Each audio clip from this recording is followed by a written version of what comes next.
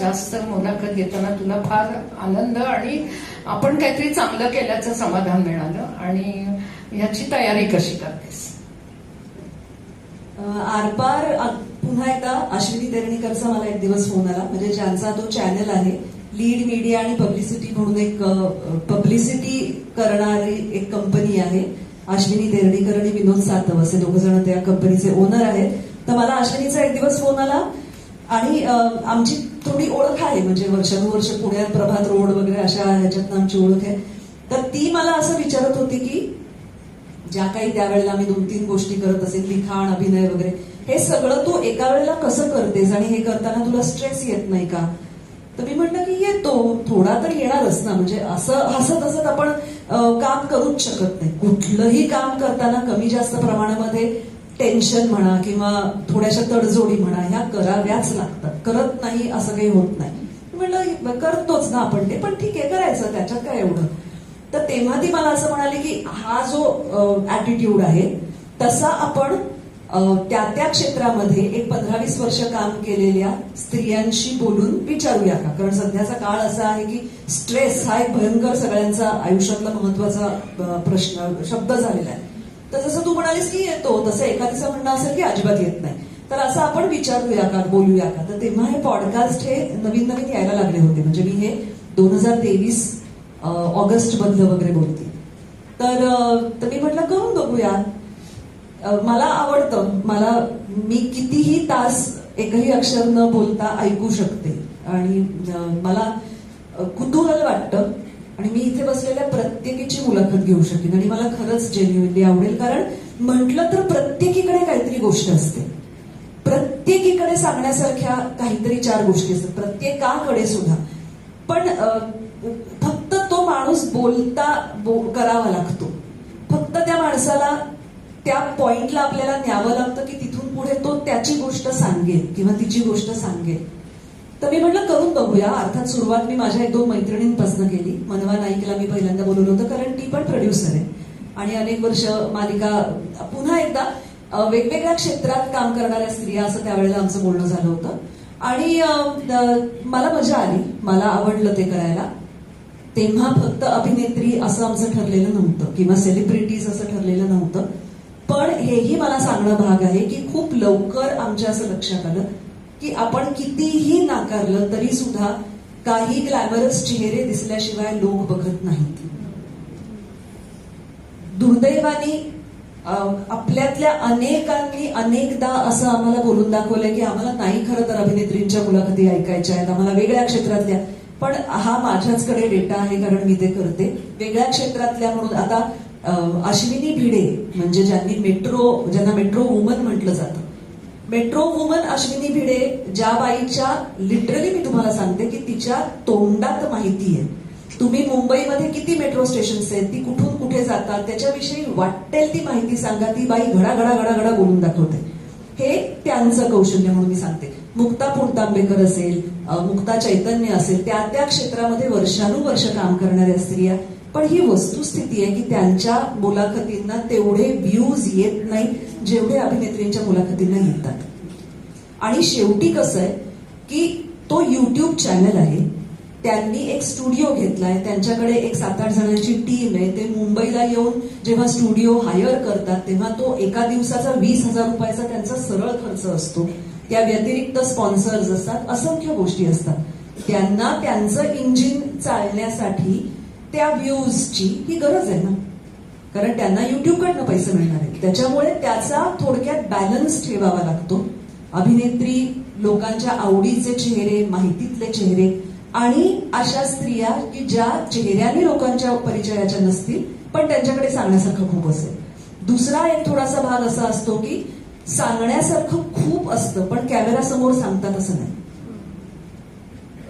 खूप मोठ्या प्रमाणामध्ये अजूनही आपल्याकडे बायका वैयक्तिक आयुष्याबद्दल बोलायला लाजतात. जितकं ओपनली तुम्ही सिद्धार्थ कन्ननच्या मुलाखतींमध्ये अभिनेत्री किंवा कुठल्याही क्षेत्रातल्या स्त्रिया येऊन धडाधड आपल्या वैयक्तिक आयुष्याबद्दल बोलताना बघता, तितकं मराठीमध्ये अजूनही ते नाहीये. आपल्याकडे ती संस्कृती नाहीये. त्यामुळे एका मर्यादेच्या पलीकडे कुणाही व्यक्तीशी मी फक्त फक्त कामाच्या संदर्भातच बोलू शकते, जेच खरं तर आम्हाला करायचं आहे. कधी कधी एखादीची अशी स्वतःहून तिचं सांगणं असतं की माझा घटस्फोट झालाय, पण त्यानंतर मी त्यातून कशी उभी राहिली हे मला बोलायचंय. तर आम्ही तिच्या नवऱ्याचं नाव किंवा तिच्या एक्स विषयी कुठेही न बोलता त्या विषयावर बोलतो. मला विचाराल तर मला जेव्हा कळतं की मला एक्स व्यक्तीची मुलाखत घ्यायची आहे, तेव्हा ज्या क्षणी मला ते कळतं त्या क्षणापासून त्या मुलाखतीपर्यंत जे काही माझ्या हातात वेळ असतो, दिवस असतात, त्यात मी त्या व्यक्तीची संपूर्ण माहिती, म्हणजे तो एक अभ्यास मला करावाच लागतो. मी तिच्या जवळच्या व्यक्ती शोधण्याचा प्रयत्न करते, तिच्याशी बोलण्याचा प्रयत्न करते. त्यांचं जिथे कुठे जे काही उपलब्ध असेल, त्यांच्या मुलाखती म्हणा, त्यांच्याविषयी लिहिलेलं म्हणा, ते सगळं वाचण्याचा प्रयत्न करते.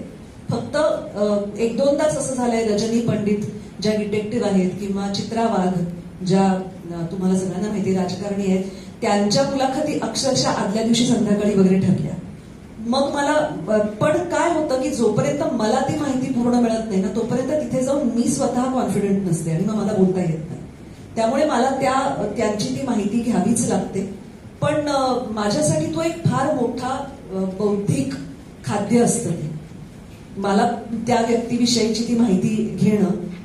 मग ते कुठून सुरू केलं असेल, म्हणजे आता परवाच आम्ही पपेटियर आपली पुण्याचीच आहे चैताली माजगावकर भंडारी, तिची मुलाखत घेतली, जी आता 21 मार्चला कदाचित ते दाखवतील, कारण त्या दिवशी वर्ल्ड पपेट डे आहे. तर आता पपेट हा विषय मला कधीच अभ्यासक्रमात माझ्या कुठेच गेलेला नाहीये, पण मला चैतालीला भेटायचंय म्हटल्यानंतर मग पपेट्स कुठून सुरुवात झाली.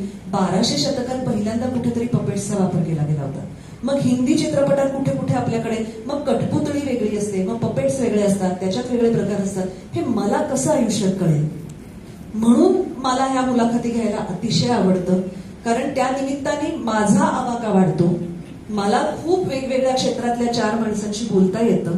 सीए रचना रानडे जेव्हा माझ्या समोर येऊन बोलते, तेव्हा ती मलाच इतके गुगली टाकणार, तू क्रेडिट कार्ड वापरतेस? हो. मग त्याचं तू काय करतेस? अरे हो, आपलं चुकतंय बरं का, म्हणजे क्रेडिट कार्ड वापरू नका असं नाही, पण आपल्या काय काय चुका होतात या मला नव्याने कळतात.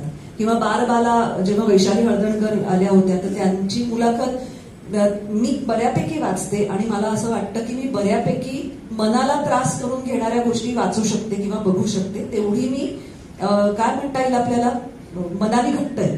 पण तरी सुद्धा ते बाला पुस्तक मी वाचू शकले नाही. ते तुम्ही पाऊण पुस्तक वाचल्यावर त्याच्या पुढे आपल्याला जाता येत नाही.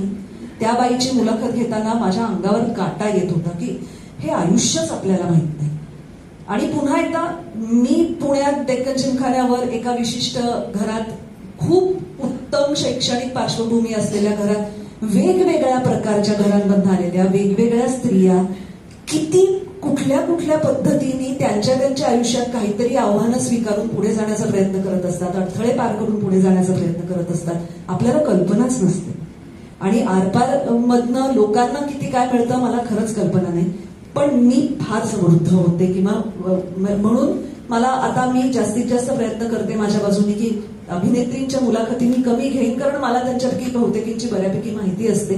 पण इतर क्षेत्रातल्या स्त्रिया मी शोधण्याचा माझ्या बाजूनी खूप प्रयत्न करते.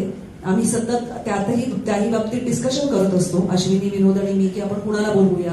मी म्हटलं तसं की अनेक अतिशय उत्तम काम करणाऱ्या स्त्रिया असतात, पण दुर्दैवाने त्यांना आपलं काम चांगल्या पद्धतीने मांडता येत नाही किंवा बोलता येत नाही. त्याच्यामुळे पुन्हा एकदा तो एक थोडासा गंभीर प्रश्न होतो की एखाद्या असंही झालंय की आम्ही 2-3 घेतलेल्या मुलाखती दाखवल्या नाहीयेत, कारण त्या बाईकडे माहिती खूप आहे, तिने केलेलं काम खूप आहे, पण ती तिथे येऊन बसल्यावर बिचारी हो नाहीच्या पलीकडे काही बोललीच नाही. शेवटी कसं आहे की तो पुन्हा एक 40 मिनिटाचा एक एपिसोड पॅकेज करून तुम्हाला दाखवायचा आहे म्हटल्यानंतर त्यालाही काहीतरी एक स्टँडर्ड त्यांचं ठरलेलं असतं, जे आपल्याला पाळावं लागतं. मला वैयक्तिक आवडलेली मुलाखत म्हणशील तर मला मंगला गोडबोलेंची मुलाखत, आईची मुलाखत मला, हे मी अगदी प्रामाणिकपणे मान्य करते की अनेकदा घरी आमच्या अनेक बाबतीत खूप चर्चा होतात, पण या मुलाखतीच्या बाबतीत आम्ही अजिबात बोललो नव्हतो आणि ठरवूनच बोललो नव्हतो, कारण तिथे गेल्यानंतर नाहीतर मग ती उत्स्फूर्तता राहणार नाही. खूप गोष्टी तिच्या त्या दिवशीच्या बोलण्यातनं मला नव्याने कळल्या, किंवा बरेचदा असं होतं की आपण मोघम बरंच बोलत असतो, पण त्या पिन पॉइंट करून त्या मुद्द्याला धरून त्या दिवशी तिथे बोलल्या गेल्या. जे मला वाटलं. 6 महिने खरं तर मला अश्विनी तेरणीकर म्हणत होते की मुग्धा तुझ्या आईला बोलवूया, पण मी नको नको म्हणत होते कारण मला मनात खूप भीती वाटत होती. जसं मी म्हटलं तसं की चेहरे नसलेल्या माणसांच्या मुलाखती बघितल्या जात नाहीत आणि मला असं खरंच मनापासून वाटत होतं की आपल्या आईचा काही चेहरा लोकांच्या परिचयाचा नाहीये. तिला आपण बोलवलं, ती आली, ती चांगलंच बोलेल, पण नाहीच तिची मुलाखत बघितली गेली तर ते मला कसं वाटेल किंवा तिला कसं मला सांगता येईल की तुझ्या मुलाखतीला 5,000 व्ह्यूज आलेत बरं का, वेळेस दुसऱ्या एखाद्या अभिनेत्रीच्या मुलाखतीला 4 लाखाचे येतात. पण तसं नाही झालं. आईची मुलाखत बघितली गेली. दुसरी मला आवडलेली मुलाखत मृदुला भाटकर, जस्टिस मृदुला भाटकर, कारण पुन्हा एकदा त्यांनी मला सांगितलं होतं की माझी मुलाखत तुला घ्यायची, मी जरूर येईन, पण तू एकदा जाऊन हायकोर्ट बघून ये.